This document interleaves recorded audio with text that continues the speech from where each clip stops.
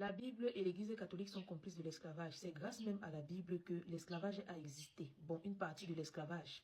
Africains, sentez-vous saluer. Et quand je dis ça, ça crée polémique. Beaucoup s'offusquent et commencent à me dire que comment est-ce qu'un pape peut bénir l'esclavage? Comment est-ce qu'un pape peut accepter qu'on réduit d'autres êtres humains en esclaves? Sachez bien que tout ça ne dépendait pas de lui parce que le livre qu'il sait, qui est la Bible, avait déjà des passages qui acceptent les esclaves, qui demandent de réduire les gens en esclaves. Je vais vous lire ces passages-là. Pour ceux qui me connaissent, ils savent que quand je fais une vidéo, je prends toujours la peine de vous donner les références, de vous dire où est-ce que j'ai appris ça. Eh bien, la Bible parle d'esclavage dans plusieurs passages de l'Ancien Testament et du Nouveau Testament.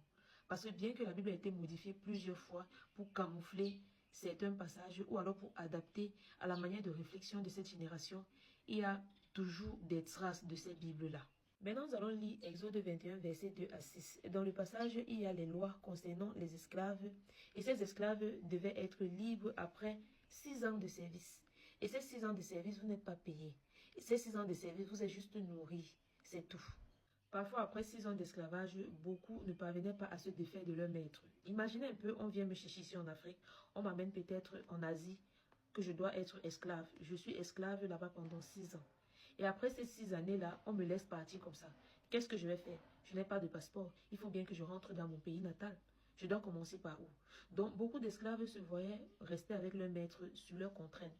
Eux, ils restaient là-bas parce qu'ils disaient que j'irai où? Qu'est-ce que j'ai encore à faire?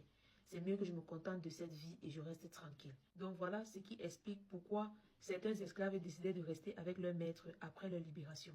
Surtout quand il y a un membre de leur famille qui n'a pas encore purgé ses 6 ans dans la maison du maître. Continuons, Lévitique 25, verset 44-46. Ici, il est mentionné que les Israélites peuvent posséder des esclaves d'autres nations et que ces esclaves-là peuvent être transmis de génération en génération. Imaginez un peu moi, je venais de donner naissance récemment. J'ai des esclaves, peut-être une vingtaine d'esclaves. Si je décède, je lègue les esclaves-là à ma fille. Les esclaves-là doivent servir ma fille. Leurs descendants doivent servir ma fille, servir les descendants de ma fille. Voilà ce que votre Bible cautionne. De nombreux croyants interprètent ces passages dans le contexte des valeurs chrétiennes. Mais, si on veut dire en un seul mot, un Dieu, une divinité, comme on dit Dieu est bon, Dieu est juste là. Pourquoi Dieu réduit-il d'autres peuples comme esclaves à d'autres peuples? Vous passez le temps à dire que Dieu est bon, il est ineffable, il est ceci. Ça, c'est juste une conception qui n'a rien à voir avec l'Afrique. Les gens ont pris Dieu, ils ont mis dans un livre.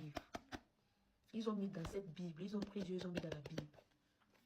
Et beaucoup viendront devant vous, surtout les témoins de Jéhovah, vous dire que le message de Dieu appelle à la justice et l'inégalité.